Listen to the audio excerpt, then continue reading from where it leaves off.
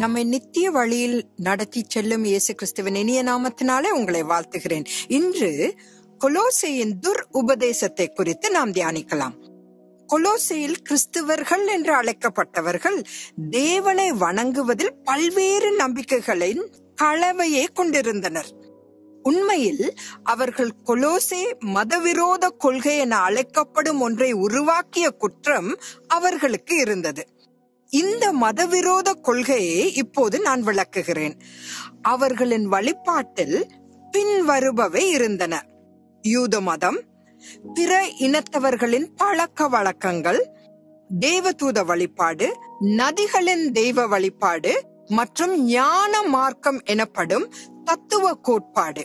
எனவே கொலோசே சபை ஒரு கலவையான சபையாக இருந்தது. அப்போஸ்தலனாகிய பவுல் பழைய ஏற்பாட்டு இயேசு வெறும் நிழல் என்றும் அதில் உள்ள அனைத்து நியாய பிரமாணங்களும் புதிய ஏற்பாட்டில் நிஜமாக இருக்கும் இயேசு கிறிஸ்துவையே நமக்கு தெரிவிக்கின்றன என்றும் கூறுகிறார்.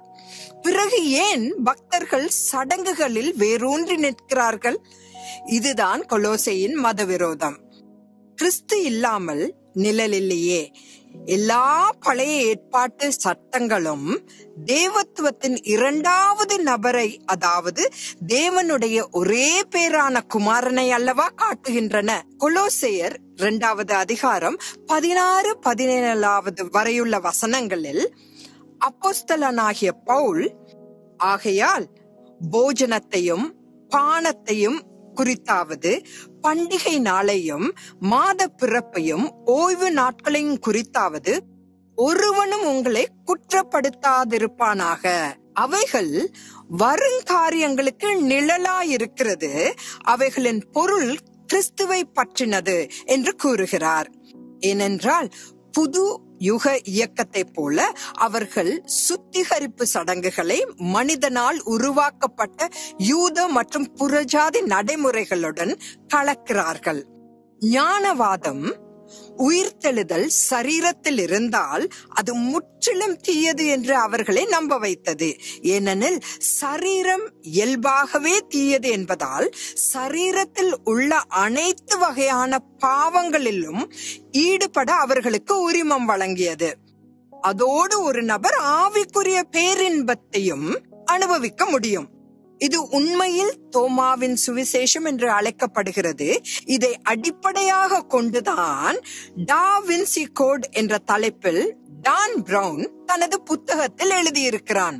அப்போஸ்தலர் பவுல் சபைகளுக்கு எழுதிய கடிதங்களில் இந்த கோட்பாட்டை கண்டித்தார் என்பதை நாம் அறிவோம்.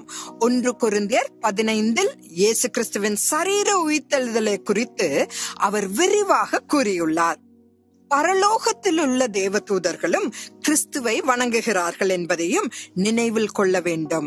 தேவனுடைய பிள்ளைகளாகிய நாம் தேவதூதர்களை வணங்கக்கூடாது. ஏனெனில் நம்முடைய ரட்சிப்பு முற்றிலும் இயேசு கிறிஸ்துவின் முடிக்கப்பட்ட கிரியையில் தங்கியுள்ளது. அதை பற்றி நாம் நிதானிப்போமாக. நாளை சந்திக்கலாம். தேவன் உங்களோடு கூட இருப்பாராக.